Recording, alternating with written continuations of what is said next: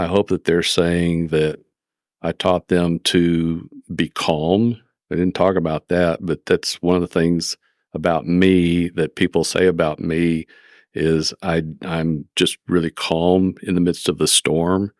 And I don't necessarily feel that way, but being able to bring that calmness, bring that steadiness to the room. Every single individual has a story to tell, and they're great stories that need to be heard. I want every listener to know they have the ability to change the world.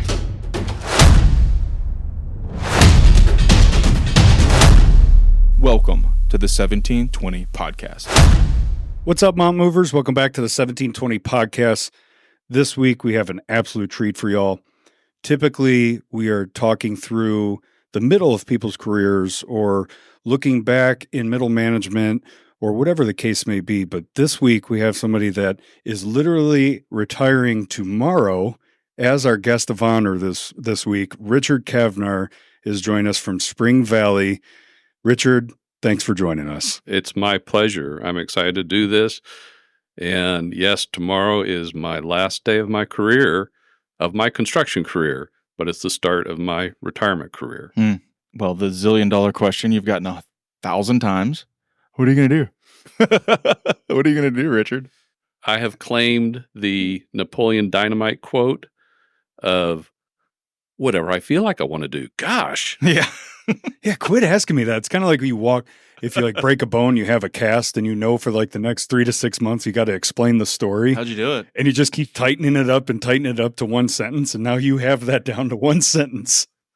Whatever I want. Freedom. Yeah. I have a long list of things. I won't necessarily go through all of them, but the last one on it is probably my favorite. Is I am definitely going to go get a Costco card. Dream big. We're going to dream big. We're going to buy big. Okay, so I saw Ready for Insta-Ditch. The internet likes to show me crazy things, so like, whatever algorithm I'm on. I heard a kid's call it the algo the other day. The algo likes to show me stuff. Anyway, the other day, the algo wanted me to see the guy at Costco who had bought a hot dog. Have you seen this? And then bought a slice of pizza and made a hot dog pizza and was eating a Costco hot dog pizza. Oh my gosh. And it was all over the internet the other day. So maybe you can try a Costco hot dog pizza. Maybe. We'll see. We'll see. We'll see. It's like $3. They're known for that, how cheap the pizza and the dogs are. Oh, yeah. Oh my. We have our bucket list. We have a bucket list that we've been keeping for 25 years, or at least 25 years. And I didn't bring it in here with me. It's a little piece of paper. It's the same piece of paper we started with. It's completely full of stuff and things that we've done, we've scratched out. And every year on our anniversary, we go through the bucket list and we say, well, we did this year. We scratch it off. Oh, let's add this. Oh, now we don't want to do that. And so it's really cool.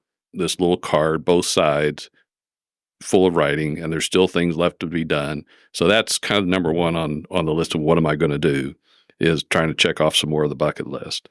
And then after that, everything is related more to hobbies and interests and all that. And somewhere in there, health and interests and bourbon collecting and cooking. One of our deals with my wife and I is that the day I retire, I take over all cooking duties in the house. She's been doing it our whole married life, and now I get to take over. Like, is that daunting, or are you like, that'll be fun? I love to cook. Okay. I love to cook. I just don't do a lot of it. And she's, God bless her, she's been doing it all this time for the most part. But I do love to cook, so I'm looking forward to that part. I'm looking forward to all of it. Yeah. And I'm looking forward to this episode, really. I mean, my former guest, good friend Steve Bruiser, messaged us privately and know you well and have seen you in action at work, seen you in action and Bible study, even Texo events, and just know that you're a stand-up guy full of wisdom. But he wanted to celebrate you because he thinks dearly of you. And we've only had this chance one other time in our podcast history to look back at an entire body of work. And, with age and experience comes wisdom. And I know our listeners are going to learn a lot from looking back on the good, the not so good, everything in between. And we'll just dive in. I hope I have something to deliver. Well, if not, we'll just do like we did with Eric Austin and just delete it all and start over. Yeah, that's right. And I'm good with that too. No, There's no pressure. Tomorrow's your last day. You're like, whatever. whatever. What are you going to do? Fire me? Yes, exactly. Yeah, you could have a heck of a next 24 hours, Richard. Right. That's right. There's Kev was shocked because I think this is also a podcast first, but I read the prep sheet before we got started. And there's a couple, I didn't actually circle, but a couple of things that you wrote in there that I circled that I really am just like holding the reins and wanting to start in the middle of the story. But I think it gets a little conjumbulated. I made that word up. If we start in the middle. So take it from the top. Tell us who Richard is, man.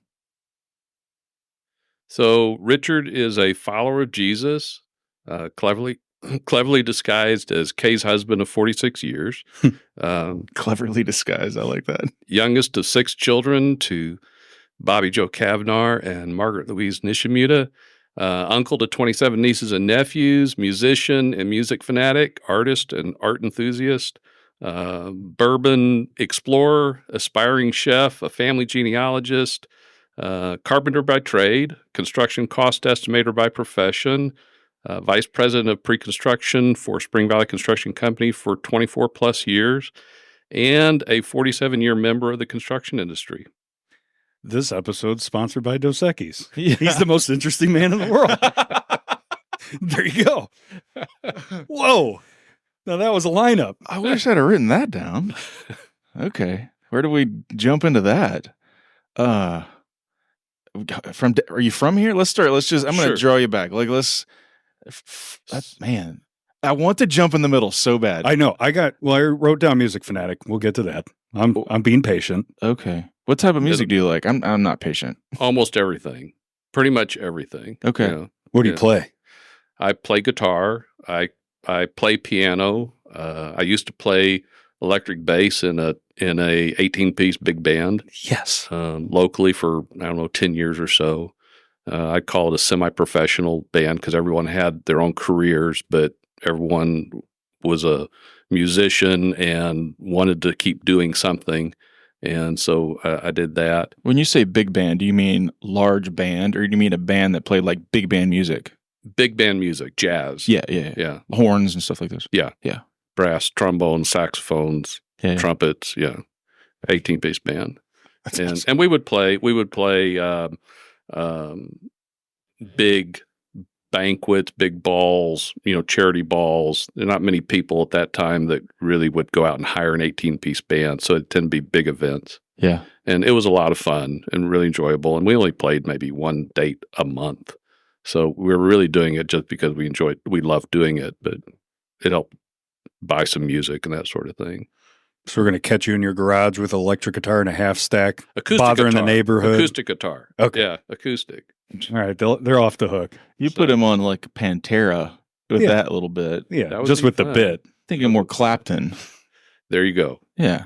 Clapton, JT. Yeah. There you go. That's more the style.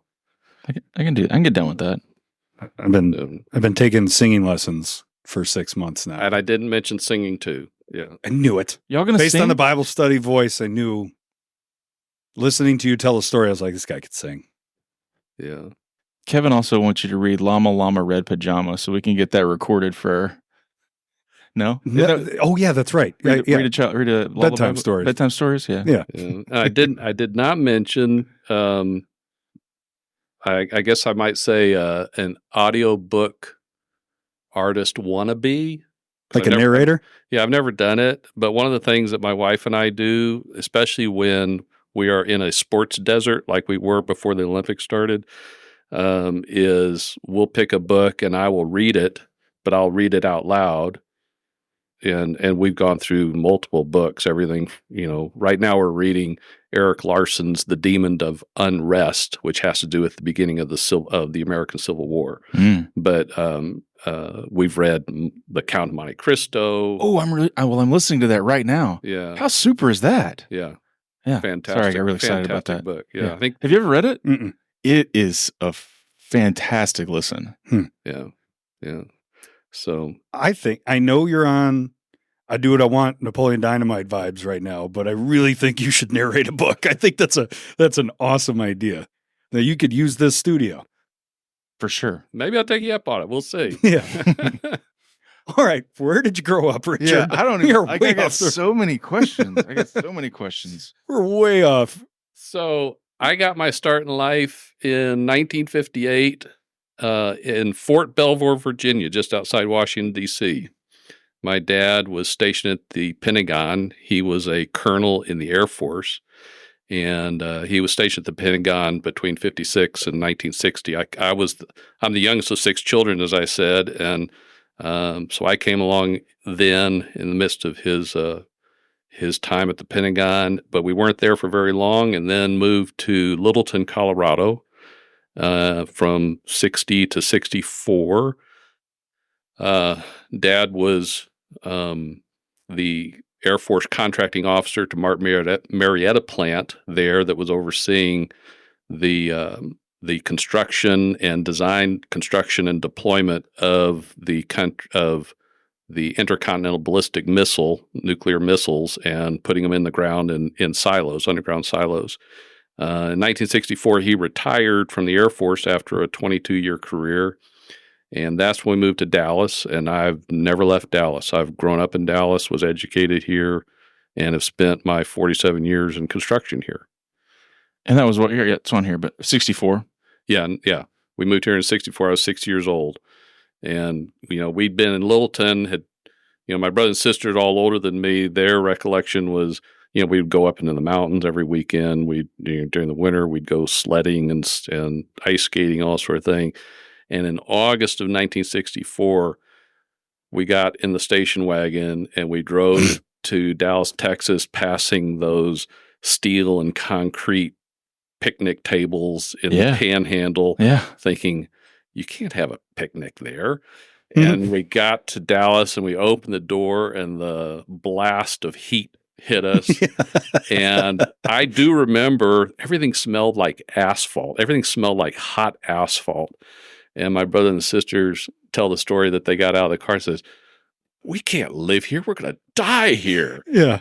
And, we don't want to live here, but nevertheless, we stayed, and that all my brothers and sisters eventually moved away and are in different parts of the country now. But the youngest stayed where he got planted. You may have already said, and I've immediately forgot. But why? What brought you out of Dallas? So, when Dad was in the Air Force, one of the places he was stationed was at Carswell Air Force Base, and that was from like the late 40s up until 1956. And part of that time, he came cross paths with a guy by the name of D.H. Byrd. Great name. Harold Byrd, B-Y-R-D. And anyway, when he got out of the Air Force, he went to work they called him Colonel Byrd because he was a colonel in the Civil Air Patrol, I think it was, or something like that. But he had this really an honorary title of colonel. So I grew up calling him Colonel Byrd, referring to him as Colonel Byrd. And anyway, he came to work for Byrd. Byrd had made a fortune in oil. He was a wildcatter in the East Texas oil field. He made a fortune there. He married into the Caruth family, which is one of the founding families of Dallas. And he had all these different businesses. He was not really a very good businessman. He just had a lot of money. And Dad went to work for him and doing a variety of things, part of which was closing down some of the businesses that actually were just losing money, and he didn't need them. But then one of the things he did, my first exposure to construction actually, was for whatever reason, they decided to develop and build a 50,000 head of cattle feedlot up near Blue Ridge, up north of McKinney. And so one of the things I remember as a young boy was on Saturdays getting in the car with Dad, and we would drive up there while it was under construction and later while it was in operation. And that was, I got to ride a bulldozer. bulldozer for the first time. Heck yeah. You know, I don't think they'd allow that anymore with safety. But I was sitting on like this wire spool, big wooden wire spool that the guy had thrown up on top of the bulldozer. So I was sitting there holding on for dear life while he was, going back and forth. But that was my first recollection of construction, being exposed to construction.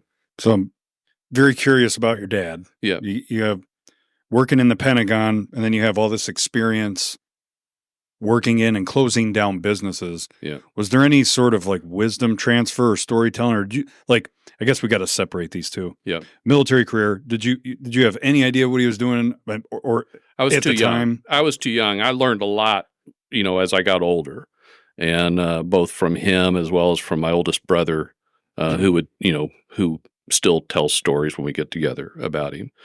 But he was a pilot. He flew in cars when he was at Carswell. He was the commander of the B-36 Peacemaker, which was our country's first delivery system for thermonuclear bombs. And Dad's actual target, had it ever come to that, was the Kremlin in Moscow. Wow. Wow. And so it's interesting to have heard him tell the story of, here he was, this Catholic man raising a very Catholic family. I say very Catholic because they were very Catholic. Because I said it, because that's what I meant exactly. So I said it. And at the same time, he was responsible, if he were so ordered, to drop a nuclear bomb on the Kremlin in Moscow. Mm-hmm. And so I would hear those stories. The other things that he did that were part of Bird's operation was Bird owned a company, or owned part of a company called Continental Mechanical, which actually had roots here, but they also worked in other parts of the country. And it's interesting that even in my career, I would occasionally come across people that had worked at Continental Mechanical or related to somebody that worked at Continental Mechanical. They were a big mechanical contractor, think like TD Mechanical or something like that. And but I didn't necessarily get a lot of stories out of Dad about the management of those companies. But I would go down with him to his office occasionally, and just be there and see a drafting table or just see things. And I guess that kind of gets in your blood somehow. And he always kind of viewed himself as a woodworker. That's what he'd done before he went to the Air Force at 18 years old. And he always had these dreams of being a woodworker. He loved looking through catalogs of tools, of power tools, of table saws and all this sort of thing, and always had these dreams of, I'm going to buy these, I'm going to do all this. And he never did, unfortunately, because instead he went from this business career to being to finding God, to finding Jesus, or Jesus finding him in 1970, and went off on a completely different tangent. We would say today, working in ministry, but he was a layman within the Catholic Church, within a movement that was going through the Catholic Church in the late 60s and into the 70s called the Catholic Charismatic Renewal. And so my oldest brother, other members of my family were leaders within that movement, and Dad went on to do amazing things with television and radio, and going all over the world, and to spread the gospel. Hard right turn. Yeah, that's one of the things I had circled in the prep sheet. I don't know why it jumped off the page at me, but I guess there's something. Everybody finds Jesus, or Jesus finds you at your own time and your own pace, but like that sort of jumped off the page at me as being. He's a grown man. Yeah. When that moment happened, and 1970. So he would have been 46 years old. Yeah. Yeah. And he'd been having a very successful career. We kind of skipped it over, but in the late 60s, he's working for D.H. Bird.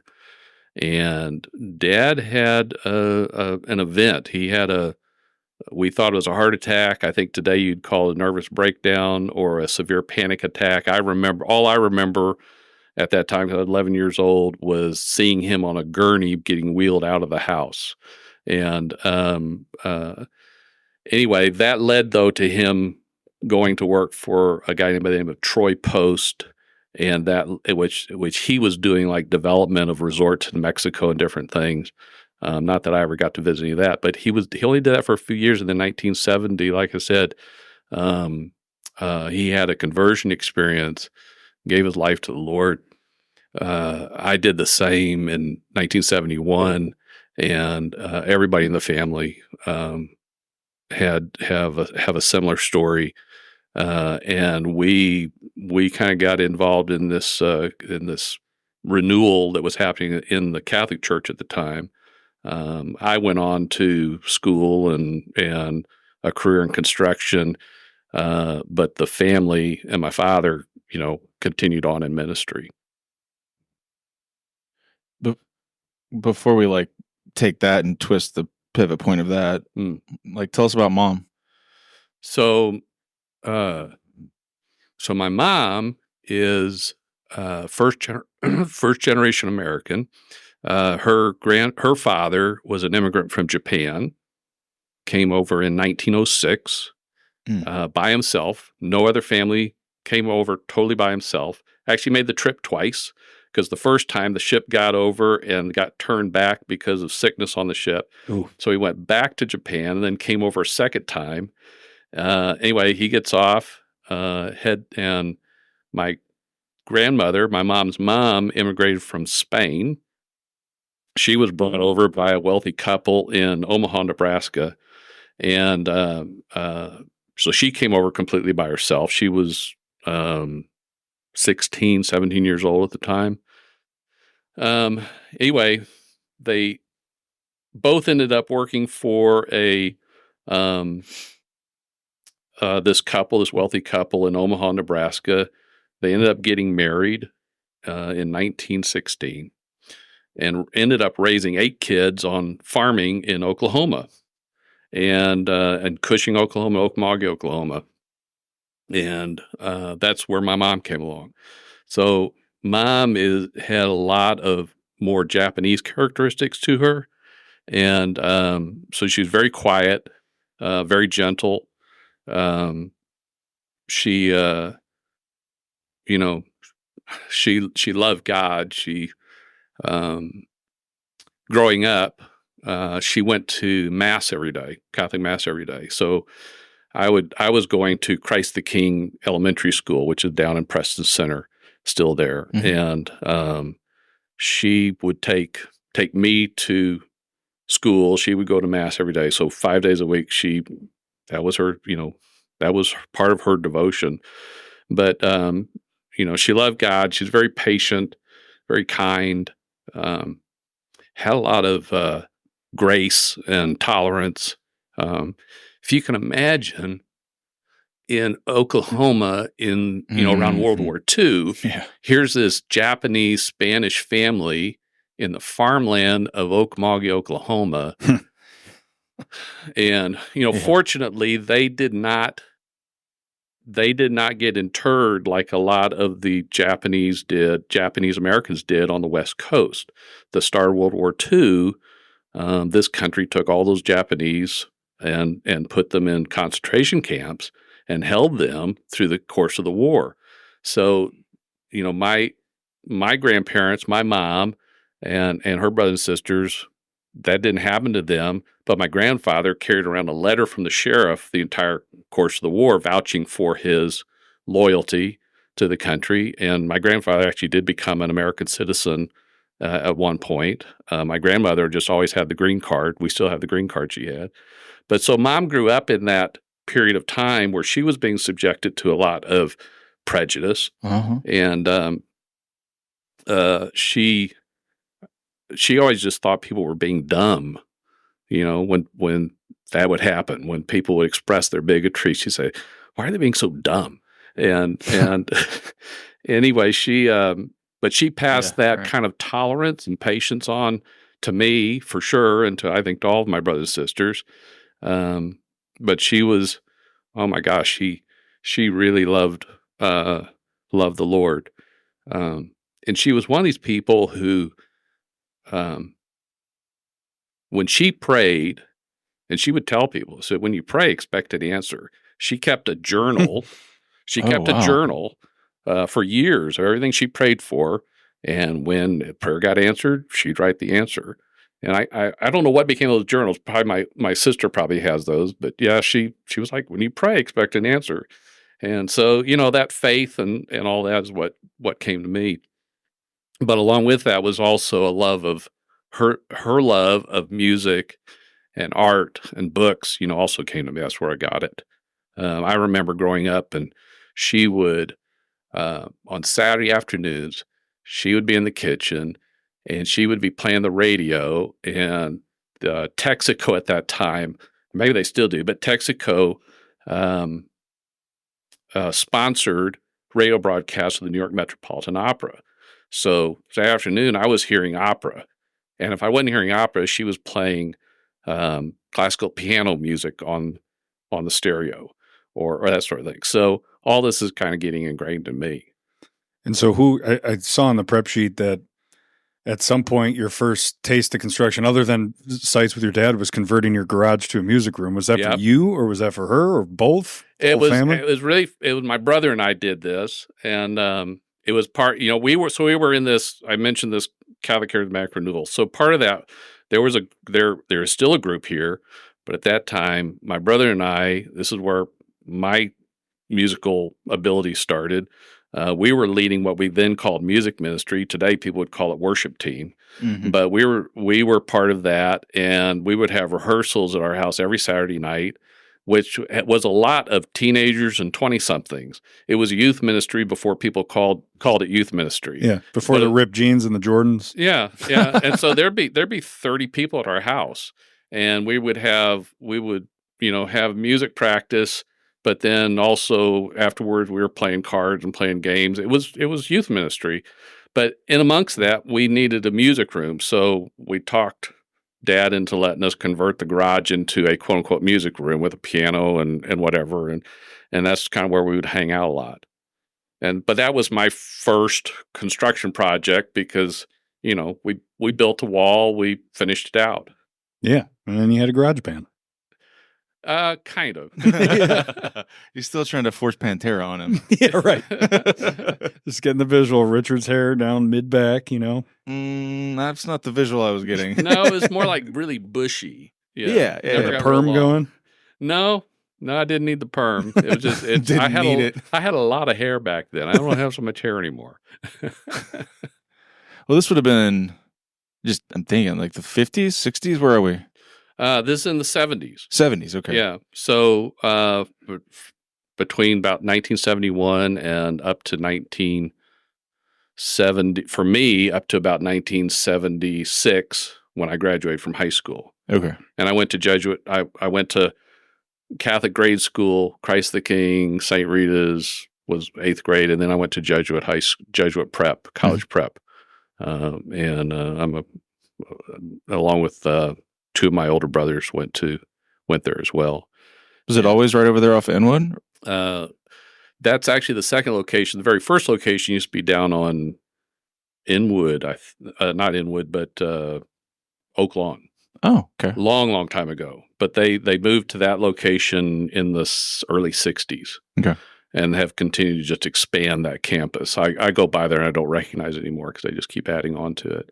I drove by there this weekend, and I think Hill and Wilkinson's building something over there. I think maybe redoing the entrance or something. I don't know. Yeah, they have expanded that facility multiple times. Mm-hmm. It's exciting to see. Yeah.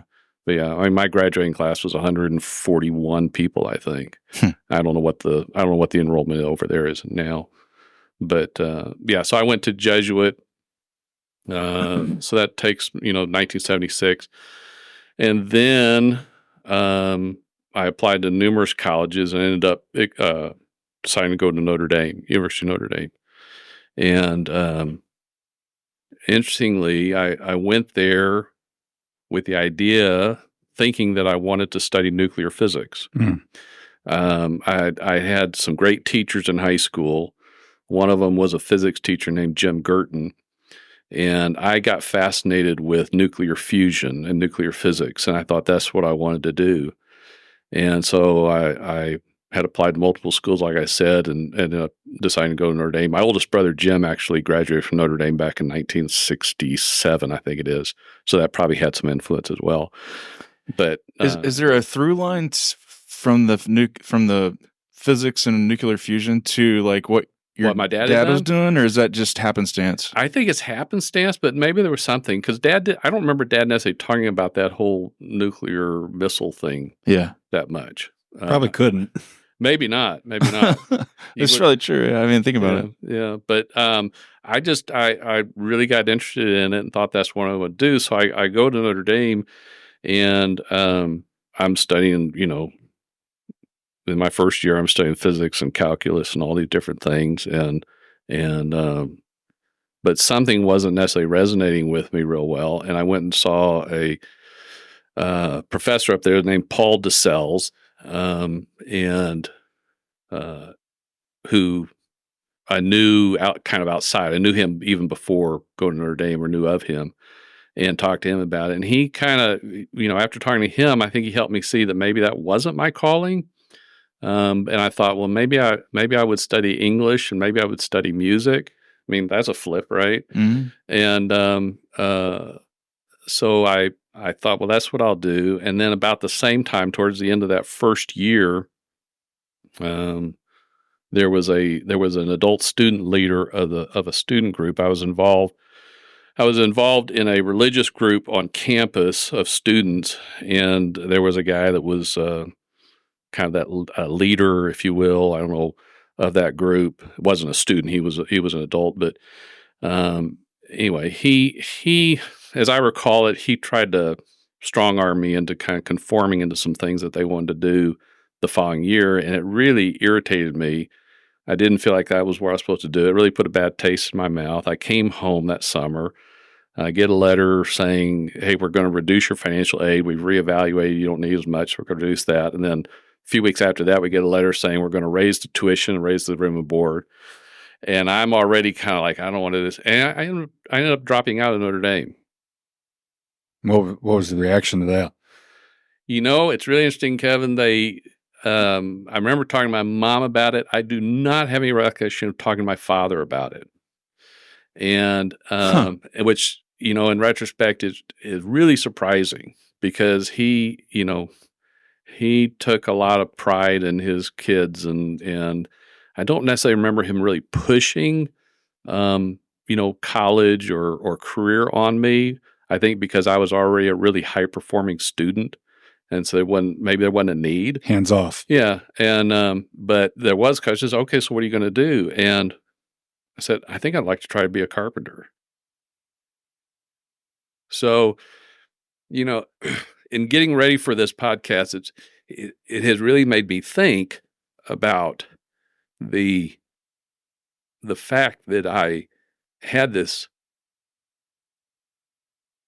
privileged life that I decided to turn my back on in some respects and go do something else and do things like I'm going to go do it my way in some way. Isn't that weird? But because we didn't talk about it, but when we moved to Dallas and he went to work for Bird, we moved into this North Dallas mansion that you just won't believe. It's still standing there. And it's still hard to believe. I look at it, I felt, in retrospect, it was kind of like we were the Beverly Hillbillies. We moved in this mansion that had a pool. It was an English Tudor mansion, had a pool. There's a lake behind it.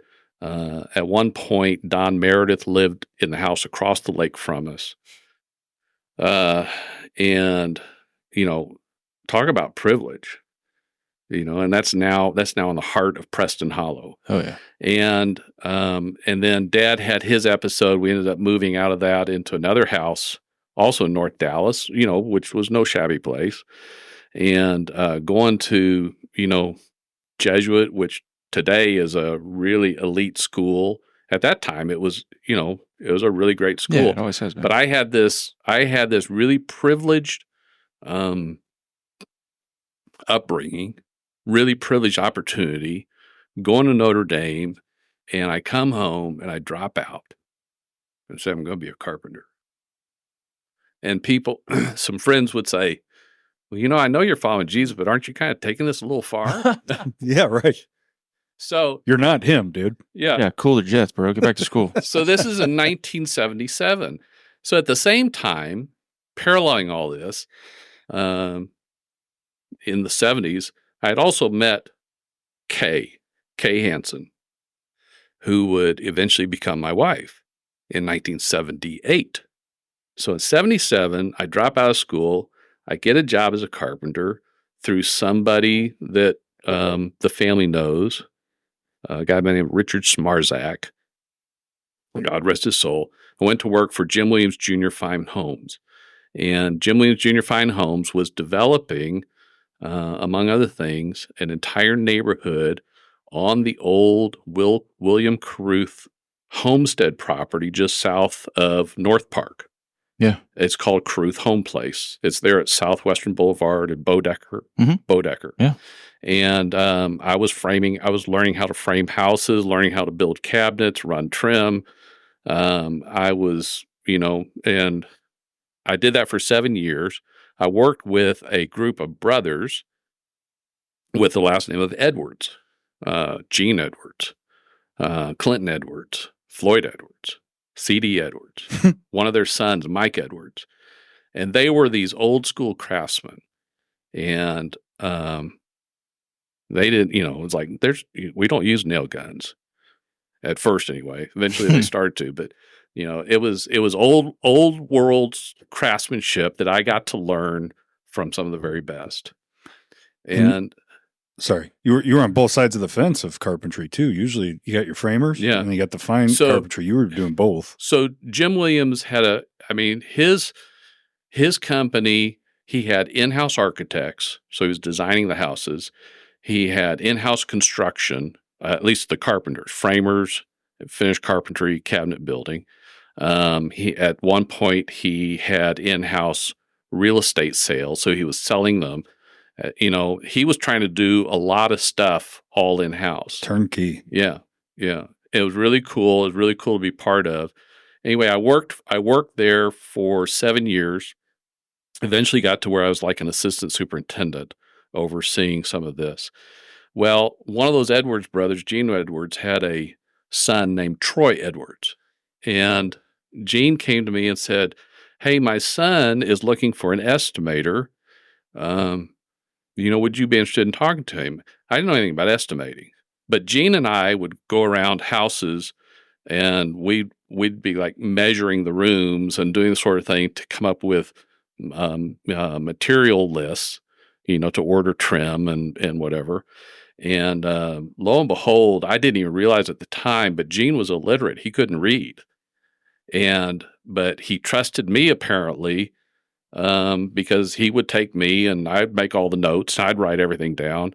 And I didn't learn until, he covered it really well. I didn't learn until several years later that Gene couldn't read. And I learned about it when he did learn to read late in life. And then you couldn't stop him. He was reading everything. But anyway, so Gene had a son named Troy.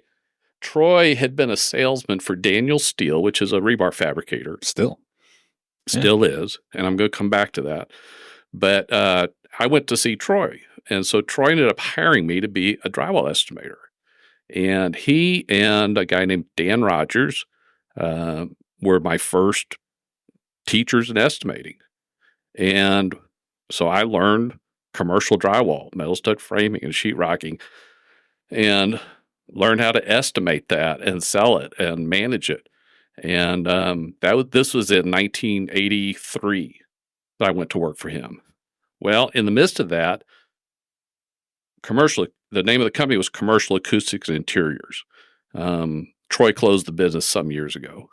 But in the midst of that, one of our main clients was a company called Spring Valley Construction.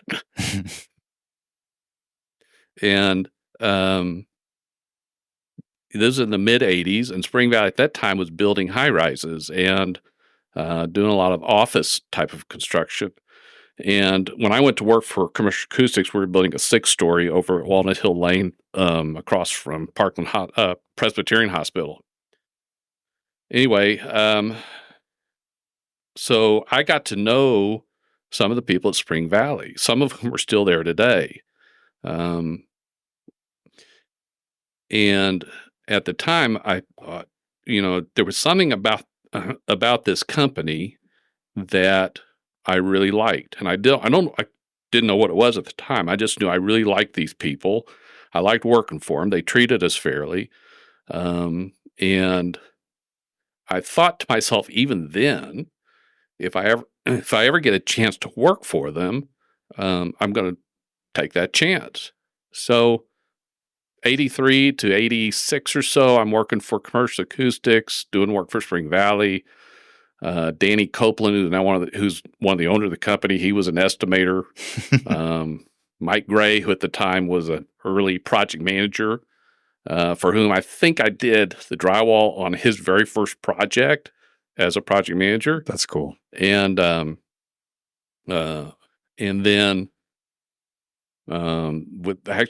our general superintendent, Steve Page, was the superintendent on that 6-story called Walnut Green across from Presbyterian Hospital. Although I did not get to meet Steve Page at that time, but nevertheless, he's still at the company. So so some of these people are still there. So then I go off and I leave Spring Valley. I leave Commercial Acoustics, and I tried a couple other things. I tried working for myself for a little while. I actually was an estimator I had a little group of small little drywall companies that couldn't afford an estimator, so I was their part-time estimator. I tried that for a while, and eventually got hired went to work for a company called National Construction Services, where I ended up being their estimator. Started out as their drywall estimator, and then migrated into actually being the estimator for what they were doing, which was we were doing work all over the southern United States, doing work like shopping mall finish out work. Kind of call it mall rats today, but nevertheless, it's terrible. But I was doing a lot of that. So I was, we'd get plans in, we'd have to go pay a visit to a brand new mall that's getting built in Tupelo, Mississippi, or wherever it is. And I would work on that, and did that for a few years until Fred Renzel, who was the owner of the company, decided to close the company. And that's when I met Charlie Myers. And Charlie had Micon, and I'm not sure, he hadn't been in business for very long, but he and his dad, Dick Myers, and I went to work for them as their estimator, I think at the time I was the only estimator. But we actually had brought a book of work with us because we had some projects from National Construction Services, so we actually brought work with it. And there were several of us that went. There was John Roselle and was one of them.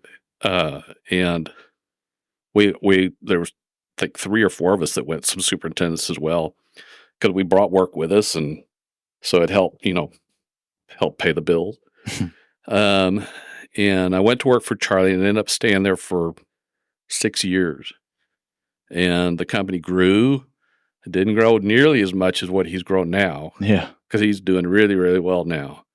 But his dad, Dick Myers, I still think is probably the best cold call guy I've ever met.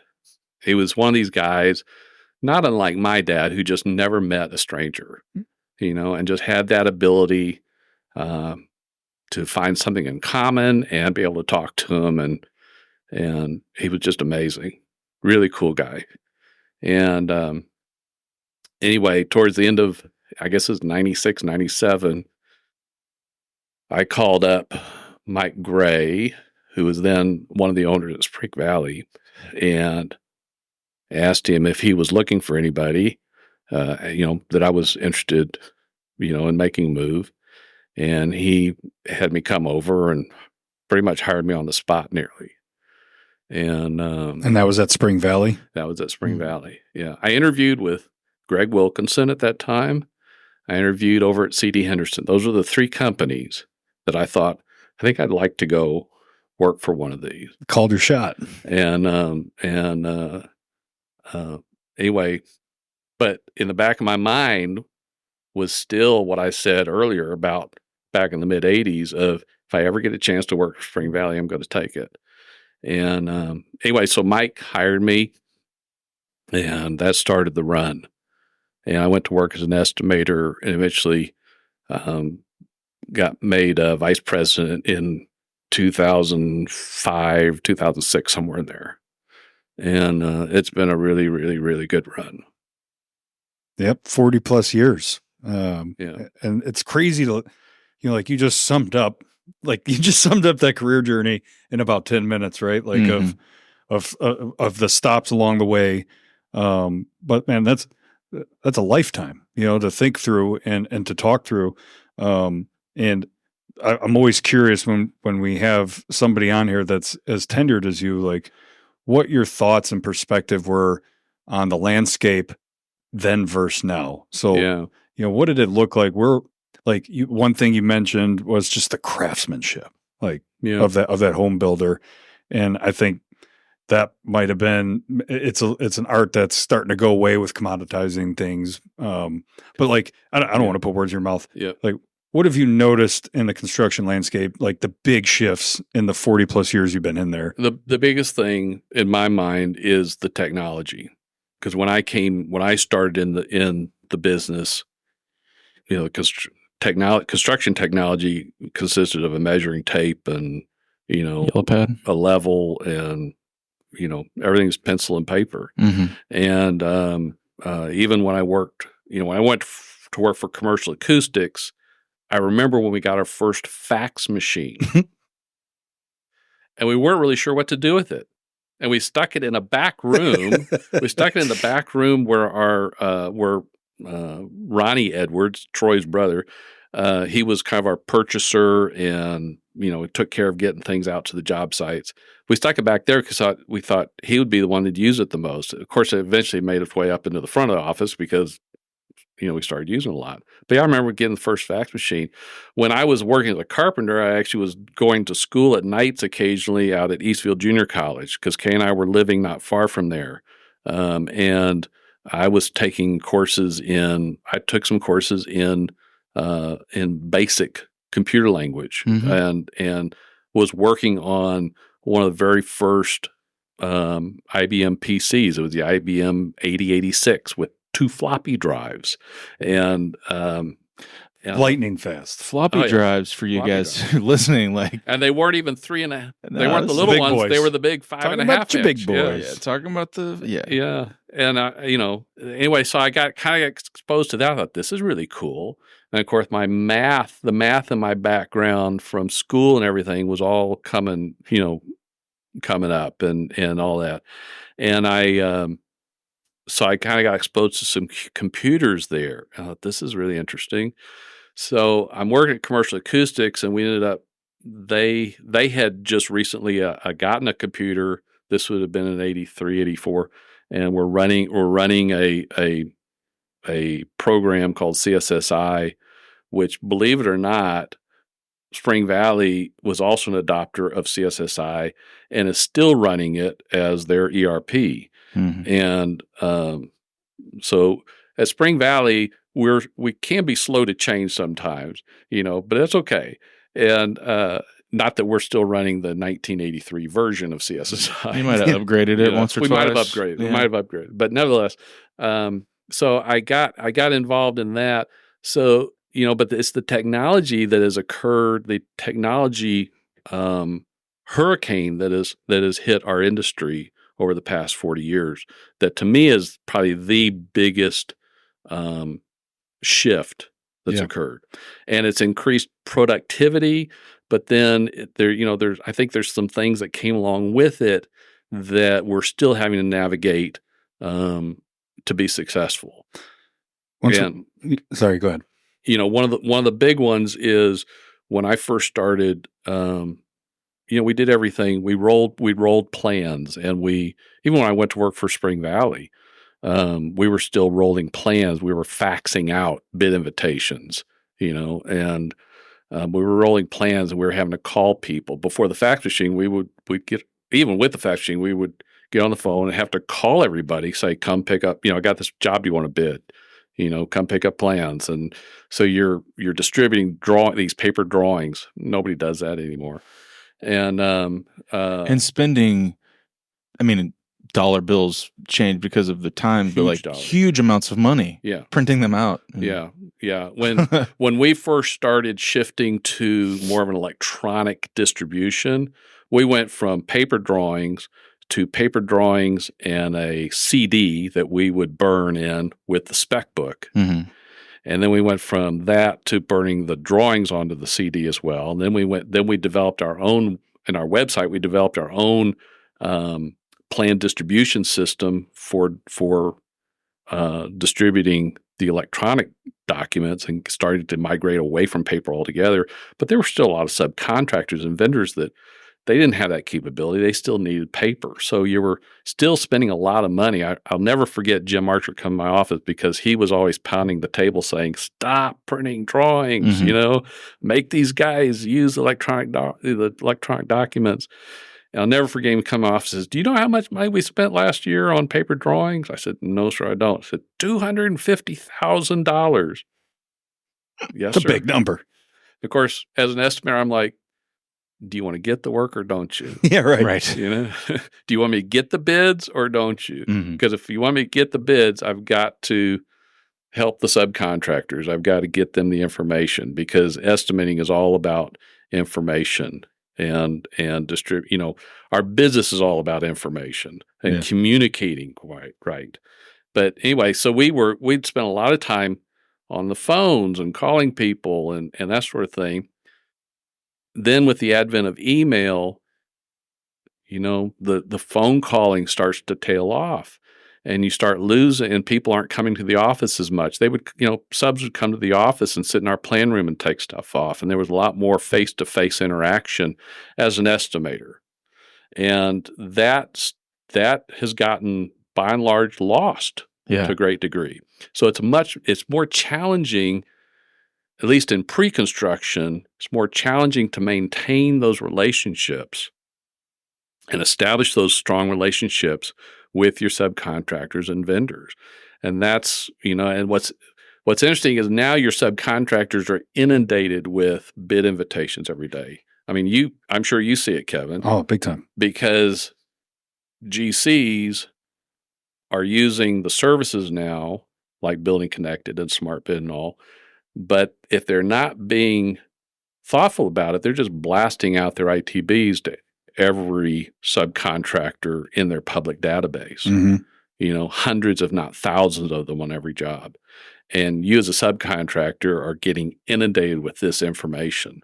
It's hard to pick which ones.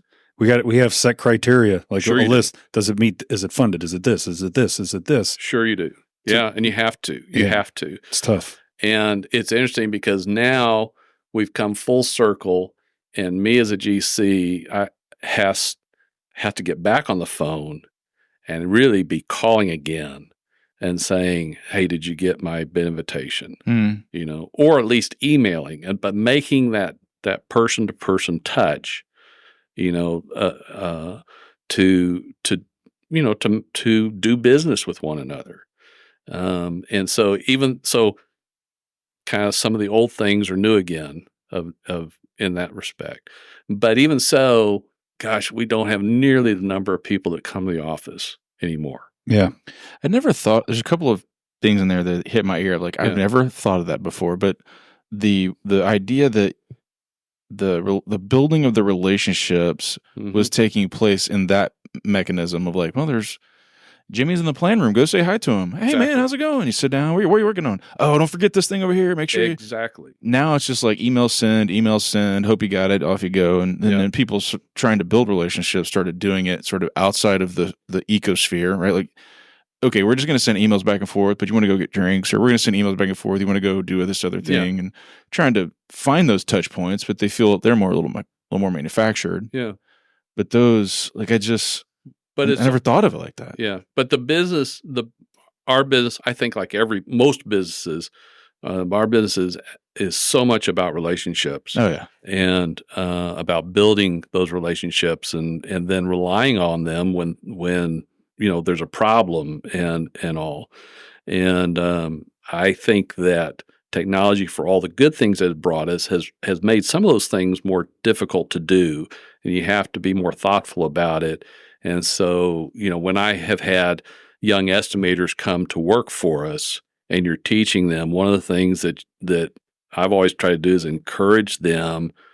Look, you've to talk to these people. Don't just rely upon email. Don't just rely on text. Try to talk to people. Try to go to lunch with them. Try to, build relationship with them, because it pays you back so many times over in the future. I can remember. I think it was Melanie saying one time at a YCC meeting something about how I can't really remember what she said, but I'll paraphrase it. But just like in the day of like likes and thumbs up, like YCC and Texo is still building relationships the old-fashioned way. Yeah, and it's probably not exactly what she said, but the gist of it being like, no, here at least at Texo and the construction industry as a whole, like that's let's just go sit down and talk. That's the biggest thing that you can do, because people lose what the tone of. Mm-hmm. People don't understand what the tone of what somebody's saying in an email, because you can't hear the tone of the voice. Mm-hmm. All you can do is read the words, and way too many misunderstandings that happen in the midst of all that. Oh yeah, somebody that's just answering as a matter of fact thinks unpinned grenade just came over. Yeah, there's a whole strategy meeting about that email, and you're like, no, I was just saying, that's the way it is. Yeah, yeah. He said that. He just said that's the way. He just said that's the way it is. That's right. What? No. Nobody added that spice to it. No. I think technology is an interesting thing to reflect on. You had evolution of major things. Like, what's this phone/printer thing? Fax? What does that do? Like, and then computer and email and all that. Those are major. But I look at like processes, and like, if you got a pretty good process and you're executing it consistently for a grip of time, you're going to have some success with it. Mm-hmm. But like, if you're constantly flipping that process because you're chasing what's better and better and better, and maybe what's evolving, it's really hard to have your feet under you. Mm-hmm. And I feel like we're doing that a lot with technology. Like, you got this takeoff software, this one, then this one, then this one. So every year, instead of continuing to learn the craft and get better at it, we're relearning a new technology that might do it slightly better. A little better. Yeah. That's a slippery slope for folks to really learn the industry. It is, and we get, unfortunately, we get inundated now with information, and it overwhelms us. And the challenge now is to curate through all that information on what's important and what's not. And one of the guys the other day actually had mentioned something that I'd kind of forgotten about, but I hadn't, which was the Eisenhower matrix. If you're familiar with, if you can imagine or draw a 4 squares, a square divided into 4. And if you put important on one side of, on the y-axis, if you will, as most important being at the top, least important at the bottom, and urgent across the x-axis and on the left-hand side is most urgent to least urgent. And then you prioritize your goals, prioritize the things you've got to do as where does it fall in that? Mm-hmm. Is it most urgent and most important, or is it, least important but still very urgent? Where is in that? Help to prioritize what you've got to do, and as well as help prioritize information. We get overwhelmed with information, and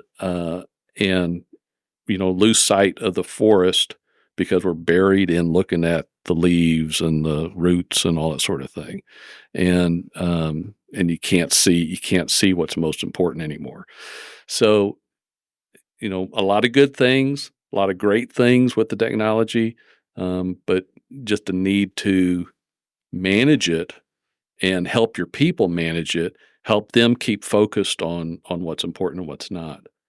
I'm having this like technology wave thought where it's like, a fax machine, for example. Wonder what a fax machine is. We should get a fax machine. We got a fax machine. I wish we'd get a fax.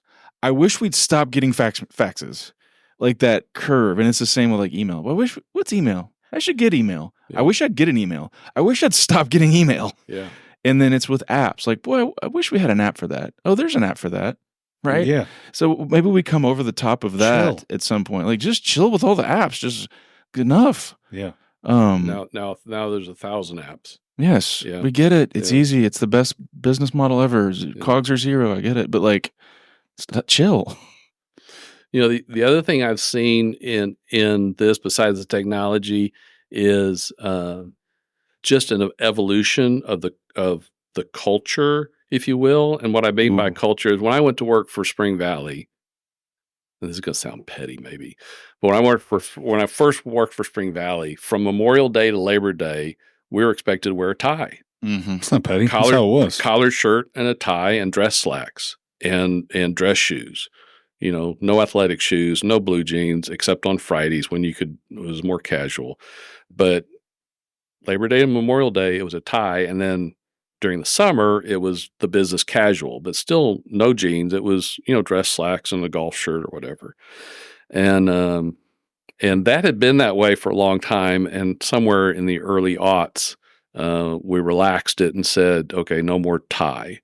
But that's as far as we've ever gotten. It's still, not supposed to be wearing blue jeans, or athletic shoes, in the midst of the week.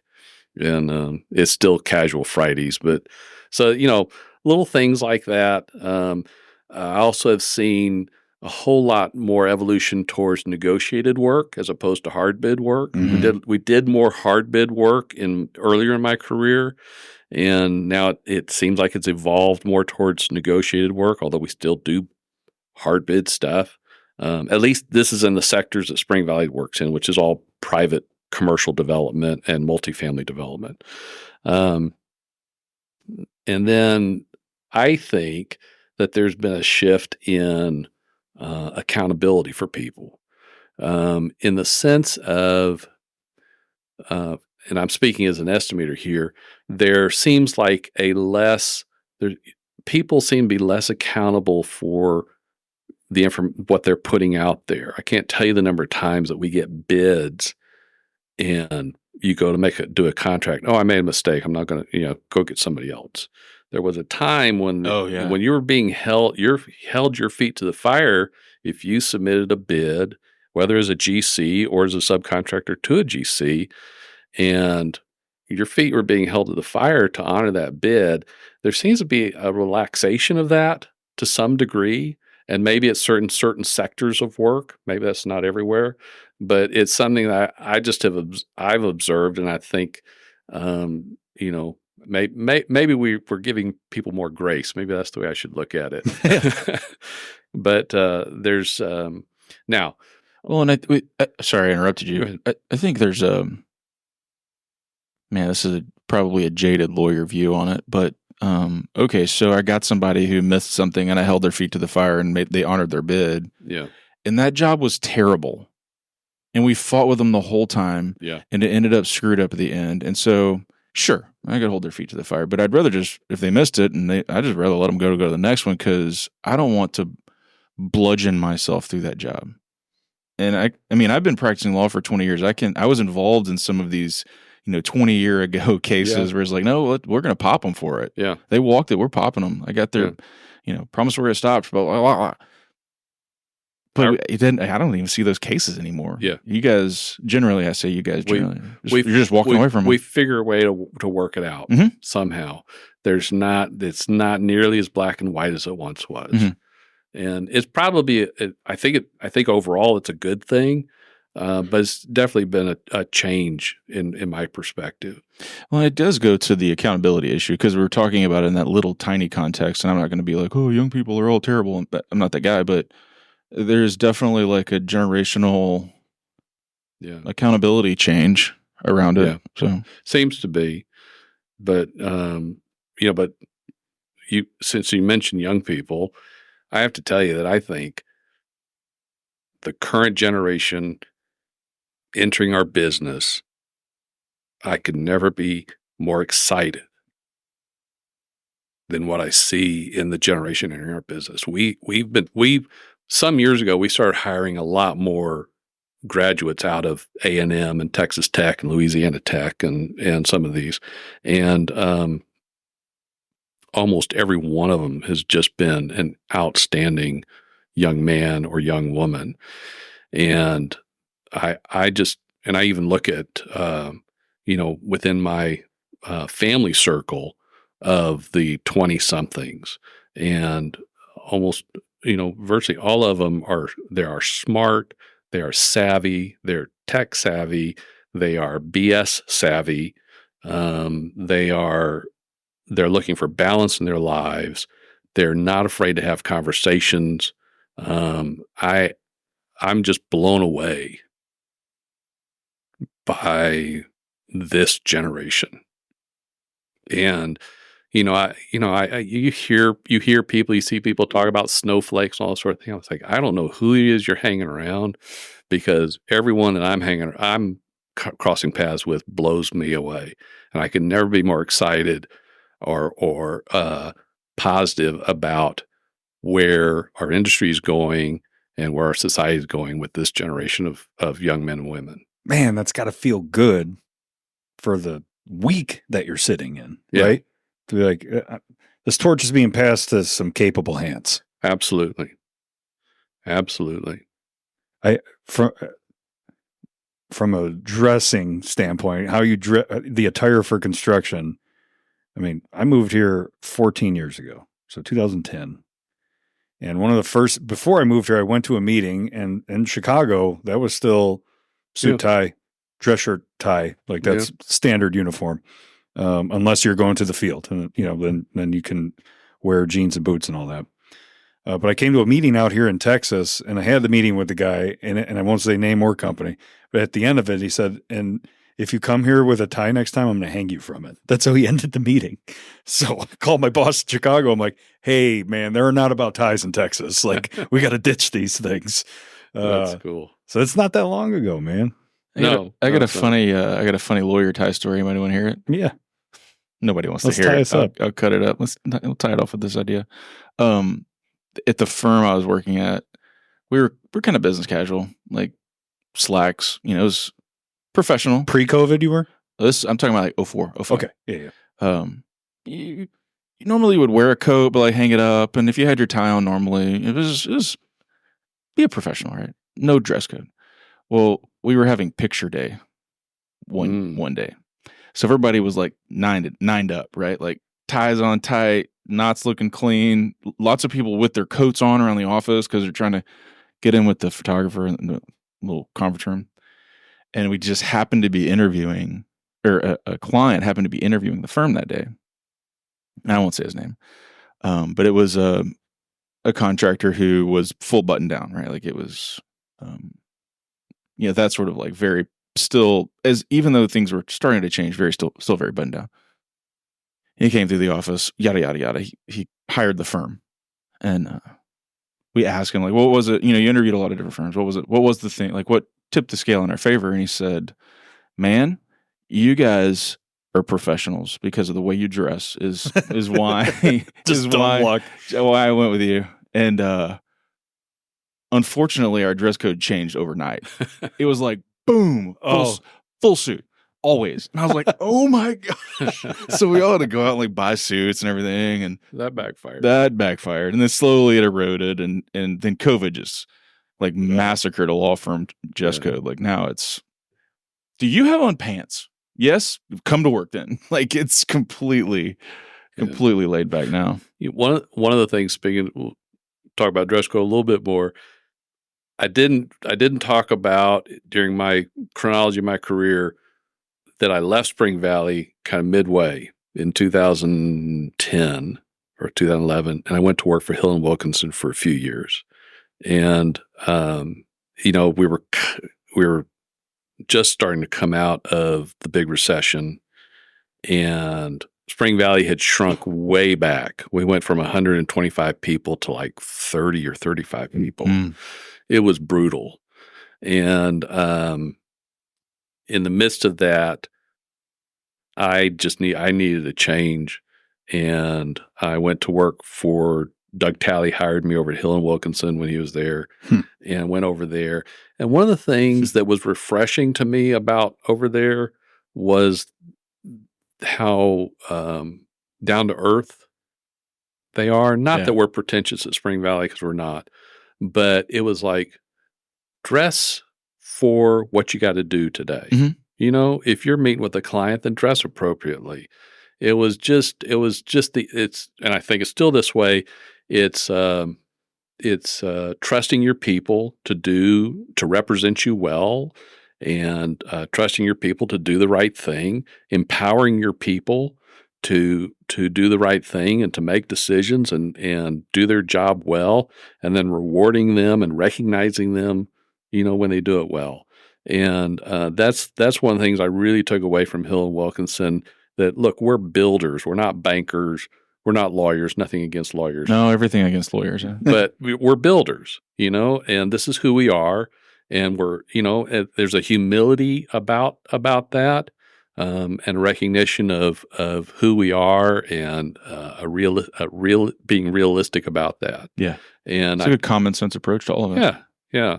And that was one of the things I took from Hill and Wilkinson, was just that ability to empower people and trust people and advance them when they do well, and as well as holding them accountable, though, because without accountability, it all starts to fall apart. Because if you're making mistakes, if you're failing and you're not being held accountable, then you're just going to continue to fail more, and whatever led to the failure is getting ingrained in you because you're not being held accountable. You're not being corrected. There's wisdom right there. Yeah. But so there's that. Other things, though, about our business, we talked about technology, flow of information, but not only being humble about what you're doing, but the opposite side is a way of saying don't be arrogant. I'll never forget, one of the things I've learned a lot at Spring Valley was about risk management. And what we do is a lot about managing our risk.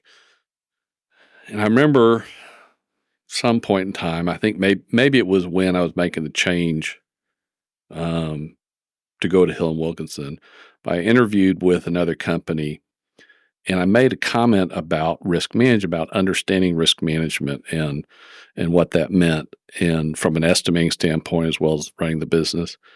And the guy I was interviewing with says, "Well, we're not scared of anything." I'm like, "It's not." There was this arrogance about him that, well, we're not scared of anything. If we want to do that, we're just going to go ahead and do it. I'm like, it's not what I'm talking about. Yeah. Risk management is recognizing risk and mitigating it in some way. Sometimes that's with dollars. Sometimes it's with not using that subcontractor. Sometimes it's in not working for that client, or with that consultant, or having difficult conversations about whatever the concerns are, about putting into the contract, for protection, of doing subcontractor bonds, of doing joint checks. I mean, there's all sorts of ways to manage risk. And there's all sorts of risks to be managed, too. Absolutely. It is a large matrix of complicatedness. Absolutely. But don't be arrogant and be blind as a result. Don't be blinded by your arrogance. Yeah, we're not afraid of anything I don't want to say so strongly, but it's fairly ignorant, because there's a lot of stuff to be afraid of. You just need to know what it is and know how to manage it. Yeah. And I knew I didn't want to work for that person. Yeah. Because they got a closet full of fears behind them. Yeah, right. Exactly. Most I was going to typically. get in trouble. I was going to Yeah. get in trouble if I did. So long stint at Spring Valley, longer stint in the career of construction, and you evolve as a person, you evolve as a leader. You start leading people, and you're in this position of leadership through tomorrow. And through tomorrow, what are, I always love asking this question because there's a variety of answers to it, but what are the character traits that you feel got you to the place where you're at and will get others to the next rung of the ladder or the next position or wherever God's steps are taking them? So as an estimator, I'm an introvert and I'm afflicted with OCD.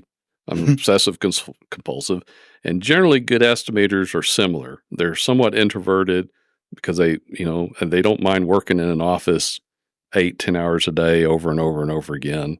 And they tend to be a little bit OCD. They got to have everything right. Things need to be formatted just so, everything's got to line up. But also being, really analytical. I'm highly analytical. Good estimators are highly analytical. But more than that, just having a passion for the construction business, for what you want to do. Years ago, had a young lady came to work for us as an administrative assistant. She was newly graduated from SMU, and everybody was kind of like, why does she want to come work as an administrative assistant? But anyway, that's what it may have been her first job. I don't recall, but she came to work for us. Smart young lady, did really well. She didn't stay very long. She came and said, "Hey, I'm gonna leave." This maybe after a year, and she said, "I realized that you guys really have a passion for what you do. You like live, eat, and breathe construction." She said, "And I don't have that." And so I commended her, number one, for recognizing that, and just encouraged her to go find what she did want to do. There you go. And which was she was going to go work for a new up and coming hedge fund. I mean, talking about a shift. But you got to have a passion for what you do, whether it's in construction or whatever you do, because otherwise, getting up in the morning just is that much more difficult. Let me jump in there because it's I want to say unique, but maybe special is the right word. To be at a company that is passionate about what you do, and I think the pursuit of that's definitely like on the board. But in my line of work, I've dealt with lots of you too, but like I've seen lots of different companies, and they're not all passionate about it. Yeah, and they handle their business differently, and they value things differently, and they don't always, I won't belabor that point, but when you find what you're passionate about, and when you find a company that's equally yoked around that, that's a real special intersection of yin and yang there. Absolutely it is. Yeah. And that's what I found. For however it got implanted in me, I've always had an interest in how things are put together, how buildings are built, and materials and all that sort of thing. And I think that the people that are successful in this business, or in any business, I would hope, is because they've found something that they love doing, that they have that they're passionate about, that they get up and they're curious. That's the other thing. Is you've got to be curious. As an estimator, you got to be curious. If you come across something, it's like, well, I don't know what that is, so and you just ignore it. That's not good. No, danger, Will Robinson. So ask a question, or get on the internet and look it up. Google it and figure out what it is. Yeah. But you got to have some curiosity. The other thing I tell young estimators, and I think this is not just estimators, but that's kind of my thing, is you have to have an attitude of, I own this. I tell people you've got to own it. As an estimator, if you're putting together the numbers on how much this project is going to cost. If this was your money, you would want to know what every single thing cost, and you want to have as much certainty as you can. Right. And you don't want to put a whole bunch of plug numbers in. Well, I didn't know what that was, so I stuck $5,000 in there for it. Right. It's like, no, you got to own it. Have the attitude of owning what you do and treating it like it's yours. And that's one of the things that at Spring Valley we really push is, having that fiscal responsibility, not only for ourselves, but especially for our client, that you're watching out for your client. You're watching out for their money. You're watching out for the decisions they make. We're supposed to be the construction experts. The guy that we're building a tech building over in Louisville, construction is not his thing. Whatever tech thing he's in, that's his thing. Mm-hmm. So he's hired us to be experts. So be experts, but you can't be experts if you don't own what you're doing. Well, one of the things I think I've learned about owning what you're doing is not just like, oh, well, I did the thing. I think there's another layer to owning what you're doing. Is not that I did the thing, but I understood why I did the thing or how the thing got done or whatever. Like that, the lawyer analog is like this: what you brought me is terrible, and they'll say, well, but I used a form. Well, it's wrong. Like you used the wrong form. Why did you use this form? Why did you pick it? Where'd you get it? How did you assess it? Where did you? Why, all that sort of right. You can't just I put the numbers in the spreadsheet. Right. That's not good enough, man. You have to own it at that next level too, of just understanding how it all buckles together and why we do it like this and how these work together. I mean, I learned estimating by imitation, by copycatting. When I first went to work for Commercial Acoustics, Dan showed me a filing cabinet that was full of estimates, all these different projects that we had bid, I guess. And I spent the first several days just taking one after the other and reading through them. And if we still had the plans, looking at the plans, trying to figure out, he was letting me try to figure out how they all associated. And, but then when I started estimating and when I teach estimating, I give them examples of, hey, we're doing a site work job. We're pricing a site work job of dirt work and utilities and paving, whatever. And I'll give the estimator several examples of similar work so that they can emulate that, see what's important. But it's, start to learn by copycatting, by imitating. But you have to get beyond just filling in the blanks and checking the boxes. Mm-hmm. You have to start thinking about the things that aren't shown, about the logistical side of it, the things that aren't shown, about the temporary things that need to be, the temporary barricades, the temporary fencing, the temporary whatever. Yeah. All those logistical things. Tower cranes are not shown on drawings. Right. Those are the things you have to start thinking through. And you don't do that by just checking boxes and filling in blanks, but you start that way. Yeah. And then with guidance, you start to learn, you start to absorb and develop into an estimator. But again, I come back to, you really got to own what you do though. Otherwise you're just going to be filling in blanks and checking boxes. Mm. Yeah. It's kind of like Google Maps to this day. Like I won't plug it in if I don't have to. And sometimes it bites me where I should have taken a better route because of an accident. Case in point, getting here today. But if I'm just following what it's telling me the next turn, I'm not going to learn my surroundings and learn how to actually get there. So I'm going to have to use that map forever.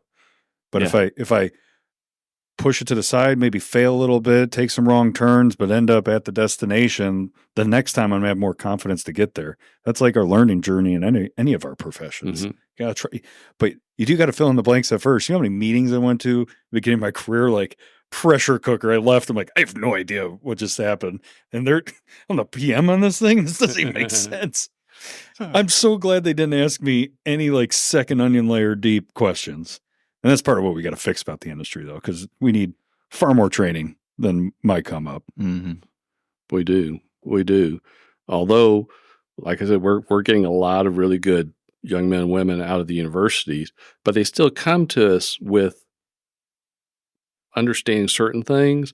And one of the things I really hope that every person coming to this industry is able to do is spend some time in the field, see how things go together. Totally. And not just be sitting behind a desk, clicking and pointing and everything in takeoff software or whatever, but to be able to get out there and see how things really go together and spend some time on a job site. Let them.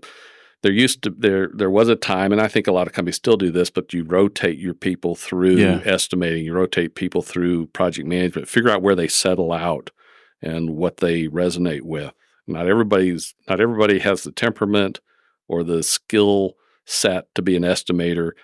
Not everybody has the temperament or the skill set to be a project manager and or to be the safety manager or to be the risk manager or to be the accountant. I mean, everybody has to kind of figure out where their place is and what they fit in, where they can have a passion for what they're doing. Mm-hmm. So one thing that we know is the journey's not done alone, and you had a bunch of people along the way. They either taught you what not to do or taught you what to do. But we'll focus on the who taught you what to do and guided you a little bit in the journey, but like some mentors that come to mind. So I mentioned the Edwards brothers, who taught me about the value of high craftsmanship and the value of hard work and just being there every day and driving nails and cutting trim and whatever. That led me to Troy Edwards and Dan Rogers at Commercial Acoustics, who taught me about estimating and introduced me to Spring Valley Construction. I mentioned National Construction Services and a guy by the name of John Rizal. One of my personal issues is a lot of anxiety over, especially when there's an issue to be dealt with. And running over in my head over and over and over, what are all the permutations of how this is going to work out? And what are they going to say? And what am I going to say? And worrying myself to death over it. And John would always back up and say, Richard, what are you afraid of? They can't take your birthday away from you. And I'm like, okay, thanks, John. But it's true, put things in reality. Nothing is ever as bad as you think it's going to be. Nothing is ever as good as you think it's going to be, so just ease off and try to have some perspective. I got to one of the stories I remember about Spring Valley that attracted me was one of my first interactions with Mike Gray. He was a young project manager. Like I said, I think this was his first job. And I went over to the office, and I'd been there a lot, but it's the first time I'd met Mike. And he took the time. He just sat down. He had his desk in his office, and he had two side chairs with a little, side table between them. And I sat down. He said, "Have a seat." I sat down on one of them. He sat in the other one. He didn't sit behind his desk in a place of power. He sat in a place of equality. And it's a little bitty thing, but it's stuck in my head now for 40 years. And it was Mike has, I should say had, he's still there, or he's still out there. Mike has a ability to make you feel seen. And I'm this young estimator coming to Spring Valley Construction. We're small fish. They're big Spring Valley. That's the way I saw it. And I think Mike's probably still that way. Because that's just who he is. He makes you feel seen, and that was, the value of relationships again. Of treating you the way you want to be treated. We say it a lot. I think you say it a lot, actually, Kevin. But the power of those little moments. Yeah. Because I don't know if Mike remembers that or not. But it stuck with you for 40 years. It did. Yeah. And that's a heck of a powerful moment of just I'm just going to sit on this side of the table. Yeah. Yeah. How simple a thing, but obviously it made an impression on me that I still think of that to this day. Yeah. Other people, Jim Ryan, may rest in peace. Jim was the company's CFO when I got there. He passed away in 2006, I think. Just an awesome guy from Boston, had this Boston accent, loved hockey. He would go up and down the hall singing at the top of his lungs. Just was this, a father figure to a lot of people that worked with him. He just had this calm voice of reason and a dignity about him, and also the ability to make you realize that, hey, everything's going to be okay, and it's not as bad as you think it's going to be. Again, nothing as bad as you think it's going to be. And but at the same time, was a mentor, not so much in my work, but just in life itself. Yeah. Just a funny, amazing guy. He's the guy that started the Bible study. Okay. Right. Here we go. Bible study. And when I came to work there in 97, Bible study was already going on. And it wasn't even really Bible study. It was, he had this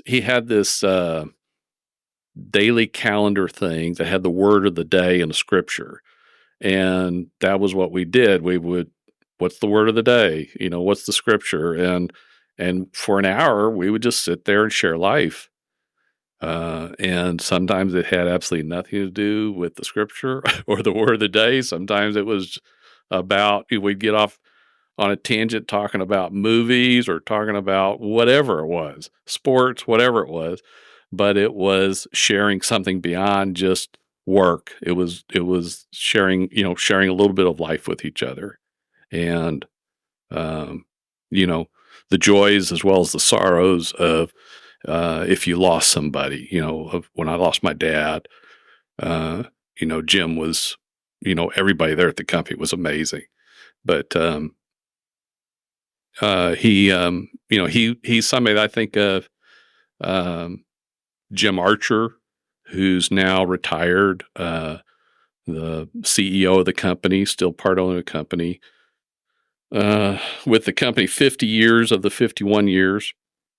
And oh my gosh, he taught me the value of asking questions and then ask some more questions and then ask some more questions and then ask some more questions. The man had an uncanny ability to be able to drill down by asking questions and figure out what the weak spots were and then going deep into the weak spots. And making you better, making the project better, figuring out what the problem was that nobody wanted to talk about. And I only know Mr. Archer tangentially, but I would assume in a way that's not hurtful, offensive, degrading. Like that's the magic to it. Because lots of people can drill. Yeah. And you leave and you're like, I'm going to stab that guy in the back room if I get a chance, But that's not what you're saying. No. And at the time it was like, I don't want to go talk to him, but oh my gosh, he elevated everybody around him. Right. Everybody around him, you just were better because of him. He taught me to dig further into the details. That kind of asking the question, but digging into the details. It's something that I try to teach people is when you got a problem, try to come at it from different angles and see if you arrive at the same answer every time. Mm-hmm. If it's a math problem, if you're trying to figure out the math on something, add it up this way, now add it up that way, now add it up another way. Are you coming up with the same figures? Solving things from different angles. Always check, double check, triple check. Trust but verify. He is like the biggest proponent of the value of relationships, and not necessarily just construction relationships, bank relationships, attorney relationships, real estate relationships, all of those kind of stakeholders and tangential positions to our business. And he helped a number of companies get started, and some of our most loyal subcontractors are the ones that he helped get started. Yeah. He taught me about building the trust of your client.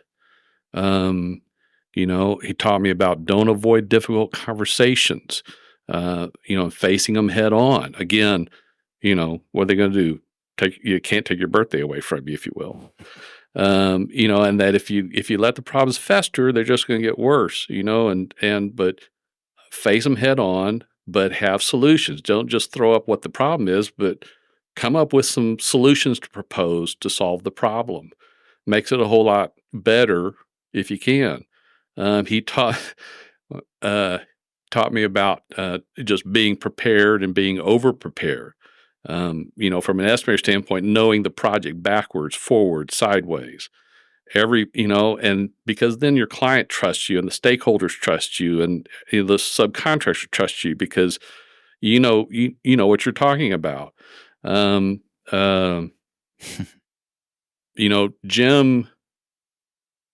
it's interesting. One of the things I'd never had come across till I went to work for Spring Valley was answering questions in a positive tone rather than a negative one.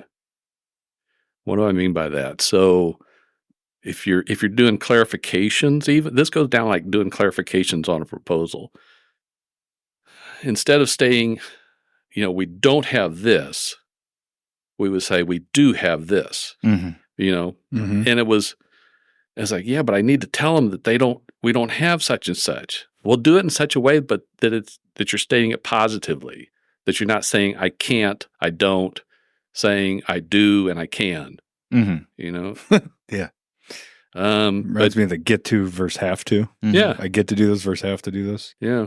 But then, and above all, follow through on your commitments. When you make a commitment, follow through with it. Be good.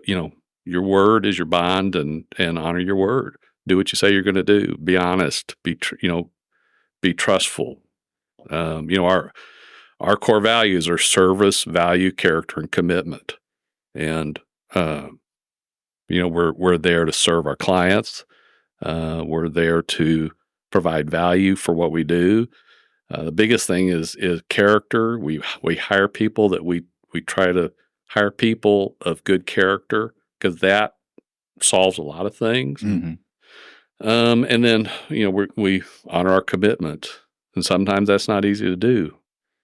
And the listeners can't see this, but I mean, you got a ton of notes. You didn't have to look down for that part. That's ingrained in you. Yeah, which means those values are more than words on a wall. Yeah. And then the other person I'd mentioned has been a mentor for 20 years now. Is a guy by the name of James Talafuse. I don't know if you know him. Don't, yeah. James, I call him my life coach. He's kind of semi-retired. I don't know if you can ever figure out from him just exactly what it is. He's a former NCAA Division I basketball referee back in the 80s or 90s. I'm not sure, somewhere back in there, full of all kinds of stories. But back in the aughts, several of us went through some of his personal development classes, and I did. It was like an 8-week class deal on personal development, about learning how to set goals, how to set SMART goals, and how to achieve your goals, and just giving us some tools for doing all that sort of thing. But, I took that one session from him, but for 20 years, probably every 6 months, he still calls me or I call him, and joke with one another, talk with one another. He's checking on me, see how I'm doing, and needling me in some way or another. That's unreal. And just a amazing guy. You think he does that with everyone? I don't know if he does or not, but I know he does it with a few of the people at our company that went through his class. Wow.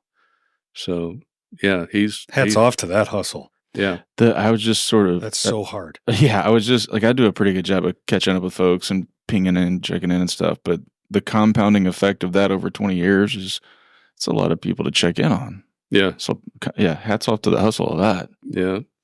Amazing guy. I mentioned the folks at Hill and Wilkinson. I was only there for not even quite 3 years, but they taught me about really what I saw was their ability to empower people and trust their people.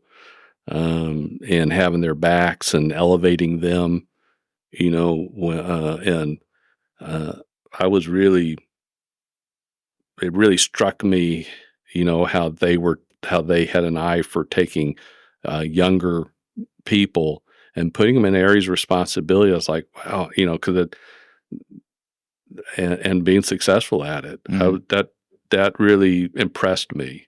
And I think that's the way that they still operate, and yet still be humble and those sorts of things. And then who else? The other person I would mention is not related to construction at all, but was related to a church that Kay and I went to for a number of years. I have a friend named Aaron Bensko. Aaron's still at Bentry Bible Fellowship up in Carrollton on the edge of Plano, and he's an artist, photographer, phenomenal. I was part of an art group for a number of years and designed sets, for stage. I designed sets, helped build sets for certain big holidays, whether it was Christmas or Easter or whatever. We would do certain things on stage, or if there was a preaching series, we would design and build and whatever that would help to back up that preaching series. And Aaron is, I think, taught me. He would say I taught him, but he taught me, that about being an artist, about working on a team of people, because he was taking all these people from wide variety of backgrounds. They were all participating in this fine arts group and figuring out how to do amazing things to support our series or our Christmas deal or Easter deal or whatever it was. But he's I view him as a mentor, and he views me as a mentor. So pretty good symbiotic relationship. Yeah. So you're about to get. So we're recording this on Tuesday. You have a big day tomorrow. Yeah. And then it's going to make you kind of cringe a little bit, probably, because getting the spotlight a little bit, but it'll also bring you great joy. Yeah. And you get other people to say the things you just said about your mentors. Yeah. And so going into this, there was one person I left out. Oh, hit it. If it doesn't make me cry. Which is Steve Bruiser, which you mentioned because he did this podcast a while back, and Steve, he was there when I went to work for Spring Valley, in 2009 or 2009. He left Spring Valley, went to Chicago to be closer to his dad, who was in ill health at the time, and while he was gone, I left Spring Valley, went to Hill and Wilkinson. Then he came back to Spring Valley in 2013 and grabbed me. And 6 months later, I was back at Spring Valley. But he's just a dear friend. And he and his wife and me and Kay have traveled together, had a lot of fine dining experiences together. And I'll probably miss him more than anybody. Yeah. Yeah. And I know the feeling's mutual for sure. But at the same time, it's like, you're not dying, Richard. No, this isn't a eulogy. Bruiser's still there. Yeah. Yeah. And that's what I have to keep reminding myself is like, this is just a paradigm change. This is just a change of where you're going to be every morning. It's a chapter in the book. Yeah. The book's not done. Yeah. But it speaking of tomorrow, it just feels so final. Yeah. And it is. It is it is the final page of this part of the book. That's right. It has, man, there's a lot of emotion that goes into it, and I can't even imagine, but we've all had those like he graduated from high school, and it was not the same feeling, but it was like, this is over. Yeah. And there's this and that, and this is over, and that phase is over, and kids left home, and that was over. It's just, it is part of life, but it is not final. And Yeah. I don't know. I can only see it through the lens of my father-in-law, who's retired. He still sees all his buddies from Exxon. They keep up. They don't go to work together at the same time anymore, but they still keep up because they're friends. And it's different, but I think it'd still be good. Well, and I'm still expected and hope to be seen at Taco Tuesday with a bunch of the guys that go to lunch at the little taco place. As I mentioned, they're still after me about showing up on Friday mornings to be their facilitator / narrator. And so we'll see. But at the same time, I also feel like I need to give them some space. Totally. And to give Kay and I some space too. Yeah, it's a win-win. So, but certainly don't expect to just walk away and never go back. That'd be terrible. Give me some time to reframe this question. Yeah. With your legacy, specifically in the career and how it shapes people's lives. But let's say somebody's in that seat 20 years from now, and you're on their list of folks that have impacted their life. What are you hoping they're saying? Ooh, that's a good way to come at that. I like that, Cal.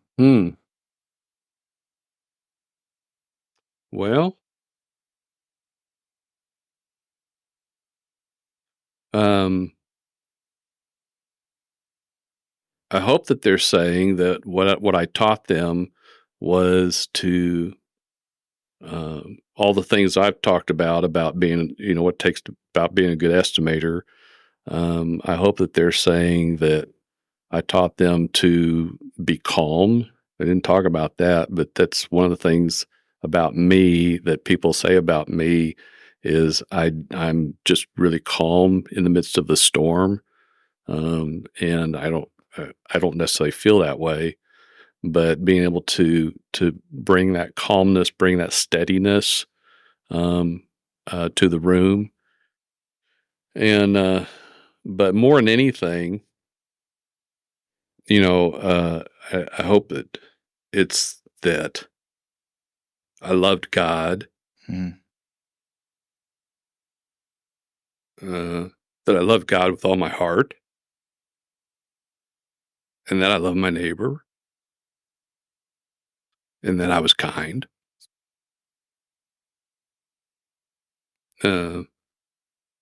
So a wise man, Hey, it's a wise guy. Who was a counselor to Kay and I, named Frank Wickern. Wise guy, wise man.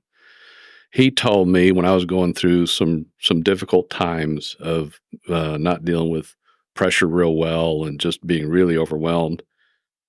He said, you spend the first half of your life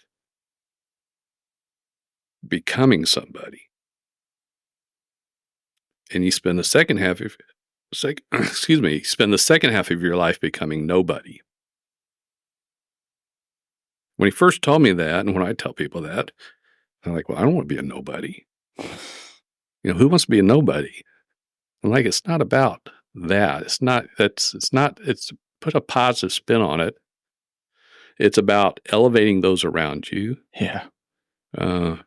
It's about making them better. It's about, and in that,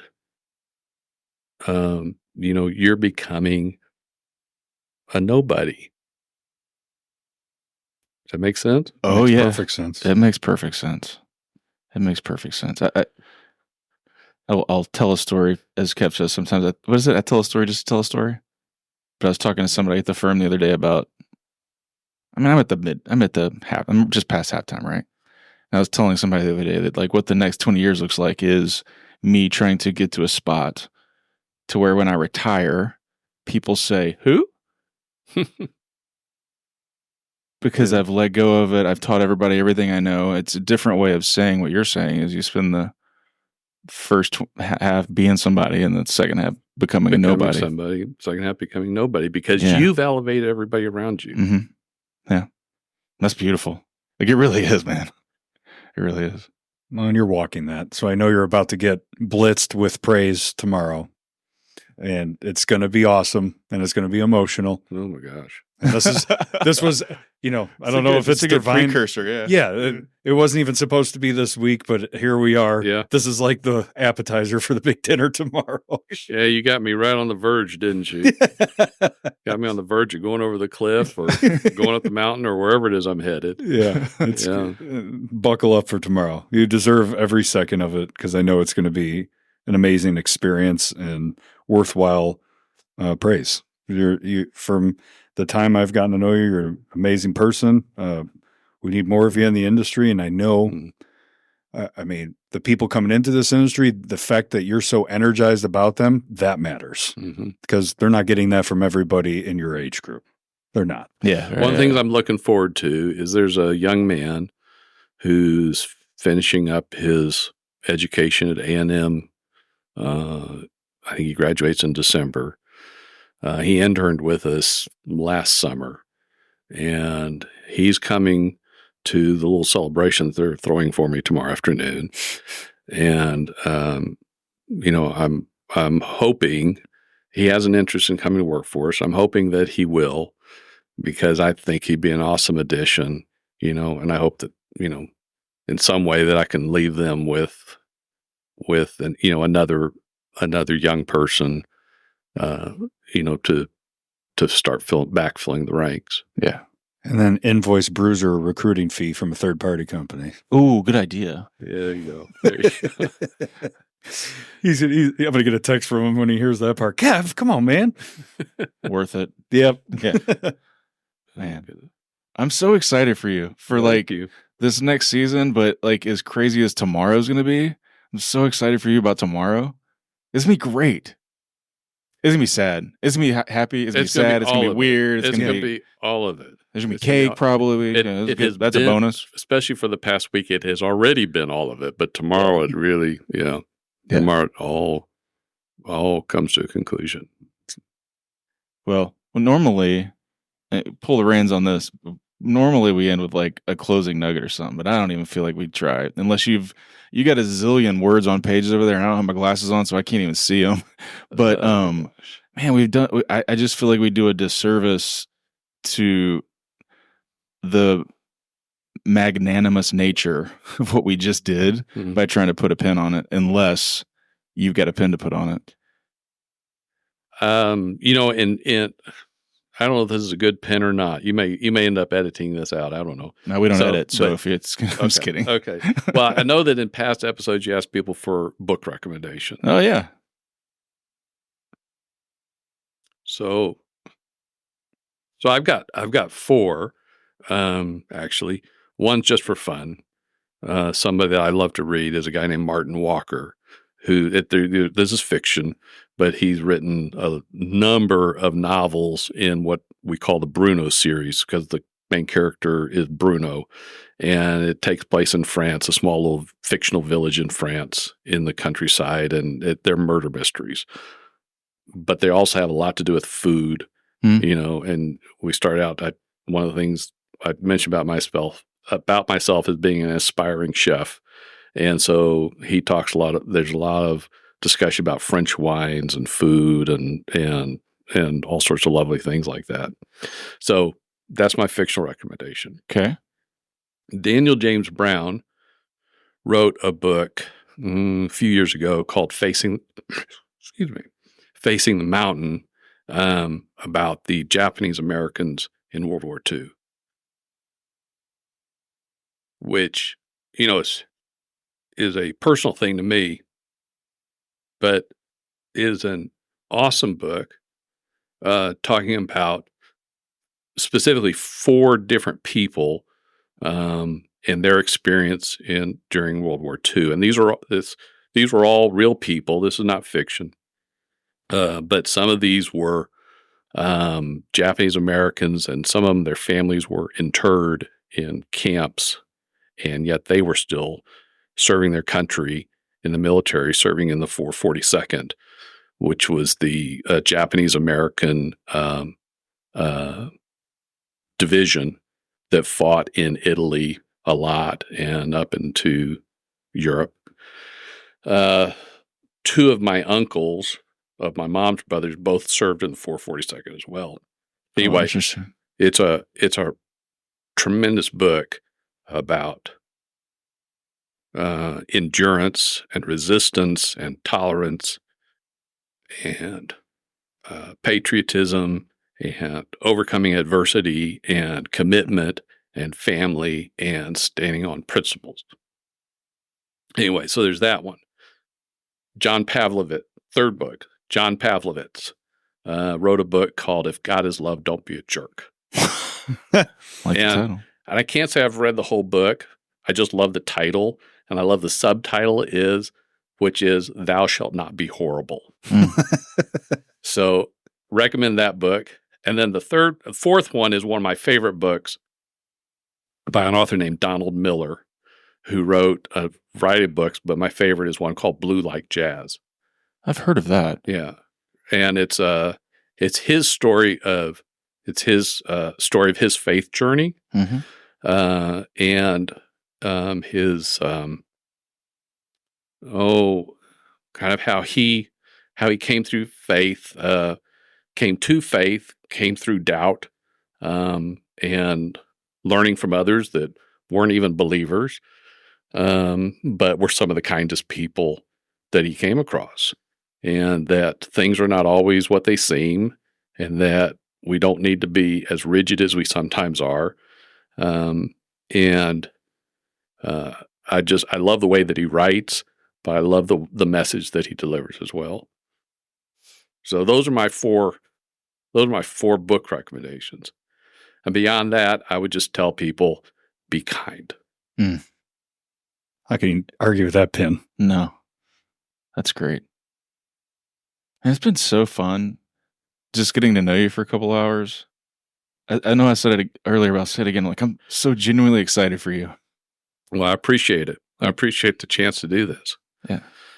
Thanks for hanging out, man. Thank you. Thank you, Richard.